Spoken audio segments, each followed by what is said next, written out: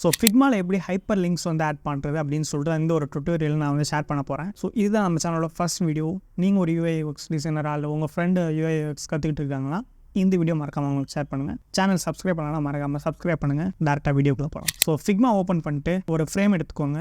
Just ஒரு frame எடுத்துகிட்டு text first ஒரு பட்டன் ஸ்டைலில் வந்து லிங்க் ஆட் பண்ணி காமிக்கிறேன். ஸோ அதனால் வந்துட்டு ஒரு ரெக்டாங்கிள் ட்ரா பண்ணிக்கலாம். ஷார்ட்டாக central alignment, border radius 10 pixels,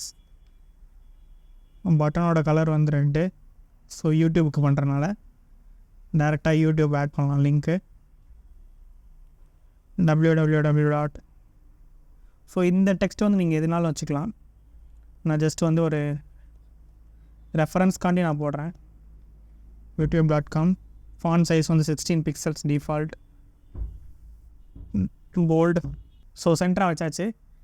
இப்போ நம்ம வந்து அந்த எந்த ஃபாண்ட்டை கிளிக் பண்ண உங்களுக்கு லிங்க் ஆகணுமோ ஸோ அந்த ஃபாண்ட்டை கிளிக் பண்ணிங்க அப்படின்னா மேலே வந்து டூல் பாரில் பார்த்தீங்கன்னா க்ரியேட் லிங்க்னு ஒரு ஐக்கான் இருக்கும். ஸோ அதை ப்ரெஸ் பண்ணுங்கள். ப்ரெஸ் பண்ணிங்கன்னா பேஸ்ட் யூஆர்எல் டைப் அல்லது பேஸ்ட் பண்ணிக்கலாம். ஸோ இந்த இடத்துல பார்த்தீங்கன்னா நீங்கள் வந்து எந்த இடத்துக்கு வந்து இதை கிளிக் பண்ணோன்னா ரீடைரக்ட் ஆகுன்றதை அந்த இடத்துல வந்து நீங்கள் வந்து பேஸ்ட் பண்ணணும். ஸோ www.youtube.com போட்டாச்சு.